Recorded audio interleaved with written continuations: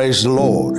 Hallelujah. Glory be to God in the highest. Welcome to our Wednesday 15 minutes podcast. Remember, we started this new series of teaching on Monday on the subject, resist sickness. Now, we took our text from the book of John, chapter 11, verses 1 to 4. Now a certain man was sick, named Lazarus, of Bethany, the town of Mary and her sister Martha. It was that Mary which anointed the Lord with ointment and wiped his feet with her hair, whose brother Lazarus was sick. Therefore his sister sent unto him, saying, Lord, behold, he whom thou lovest is sick. When Jesus heard that, he said, this sickness is not unto death. This sickness is not unto death, but for the glory of God, that the Son of God might be glorified thereby. Just the same way Jesus Christ spoke to the fig tree, Jesus Christ spoke to the sickness. He did not speak. He did not send a reply to Mary and Martha. It's a spiritual thing. And that's why I said, don't stop playing with sickness. Even ordinary headache, devil can take advantage of headache to kill. And Jesus has already warned us in John 10:10. He said, the thief cometh not but for to steal and to kill and to destroy. The thief cometh not but for to steal and to kill and to destroy. So when Jesus Christ said, this sickness is not unto death, he was actually talking to the devil. He was talking to the devil. He was resisting the sickness. Now, on Monday, I left up with this statement that the primary way to resist sickness is by a word. Is by a word. According to that, John 11 verse 4. According to that, John 11 verse 4. Because that's what we saw that Jesus Christ did. The Bible said that when Jesus heard that, he said, this sickness is not unto death. This sickness is not unto death, but for the glory of God, that the Son of God might be glorified thereby. That the Son of God might be glorified thereby. So remember that death and life are in the power of your tongue. According to Solomon in Proverbs 18:21, death and life are in the power of the tongue, and they that love it shall eat the fruit thereof. Now listen to this. Solomon did not say death and life are in the tongue. No. If death and life are in the tongue, then it means that there is poison in your mouth. Get the language very right. He didn't say death and life are in the tongue. He said death and life are in the power. Are in the power of the tongue.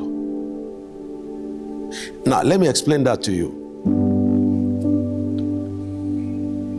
Somebody met with my cameraman and he said, can you bring this camera to come and shoot a podcast for me tomorrow?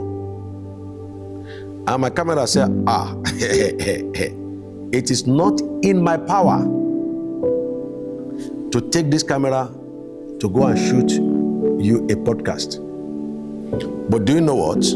Talk to my pastor or talk to my dad. It is in his power to determine that. So I can say yes, I can say no. It is in my power. So that does not mean that there's yes and no in me. No. Yes or no is in my power. In other words, I choose this. Which of the two should happen? So in other words, the Bible is saying, when the Bible says in Proverbs 18:21, that death and life are in the power of the tongue. Now what it's saying is that you have the power to choose between death and life. It is in your power. So in that John 11:4, So Jesus Christ chose life. It is in Jesus' power to choose between death and life. Listen to me, it is not even in the power of the sickness. The sickness surely came to kill. Now that is the optimum goal of every sickness. That's why Jesus said, this sickness is not unto death, because the purpose of sickness is to kill you. The purpose of sickness is not just to pay a visit to you.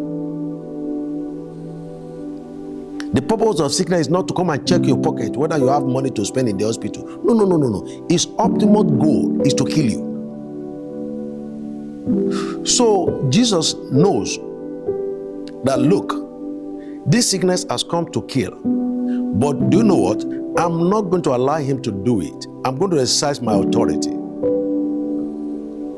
I'm going to exercise my authority. Now, I have authority above the devil, and I'm going to use it. So Jesus Christ used his authority by determining which one goes. He said, this sickness is not unto death.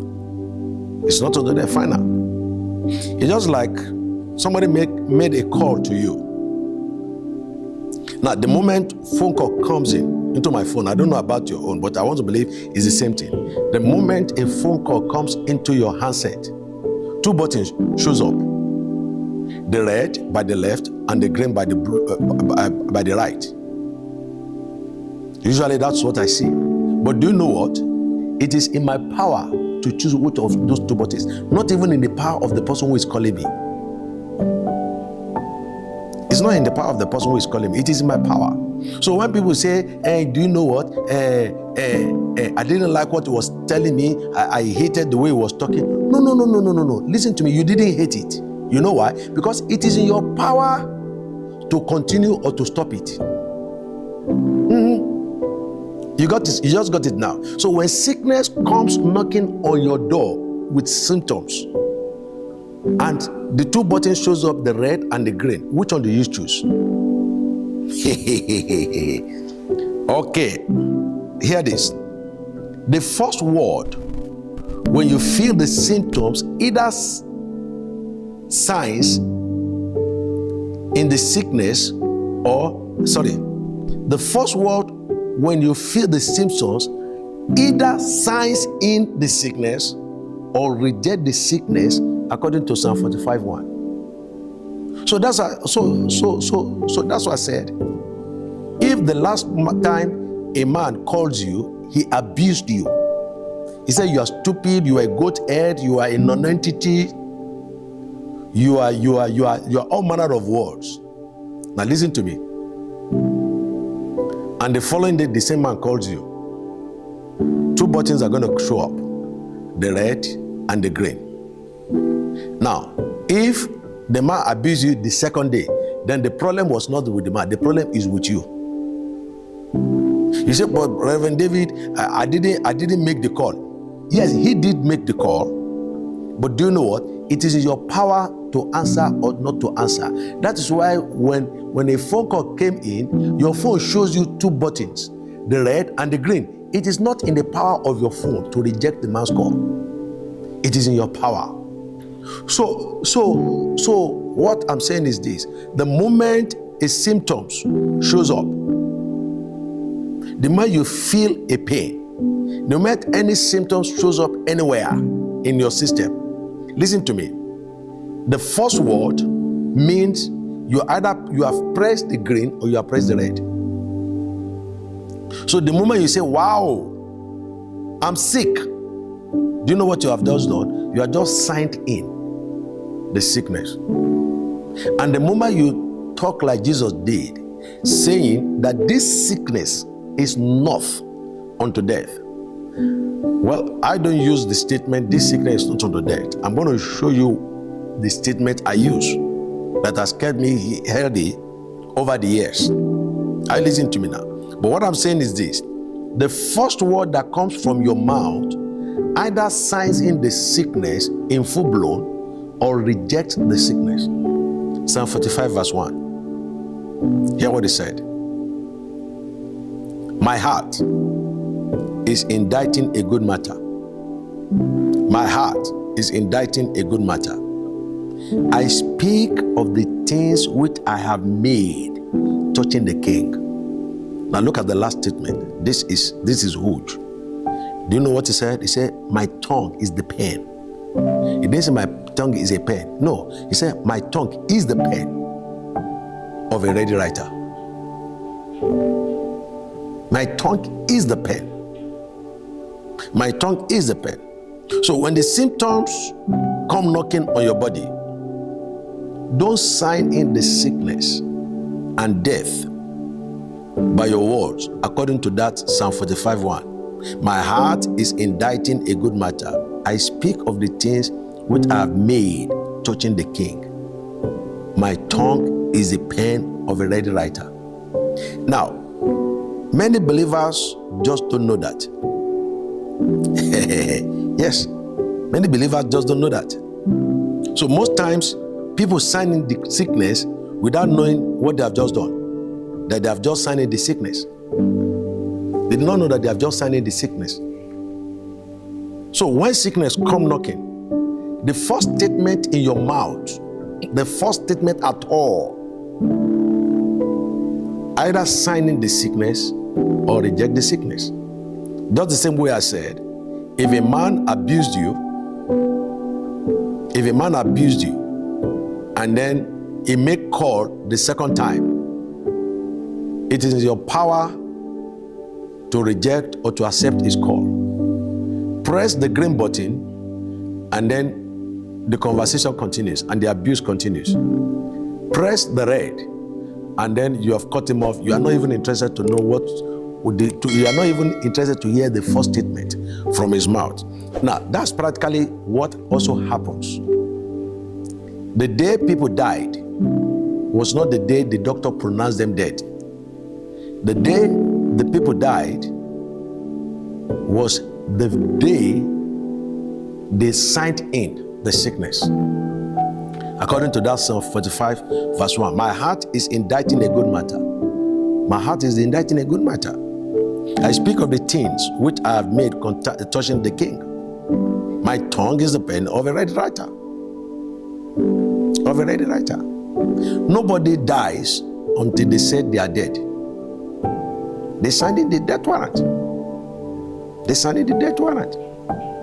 Ladies and gentlemen, you will never hear me use the language, I'm sick.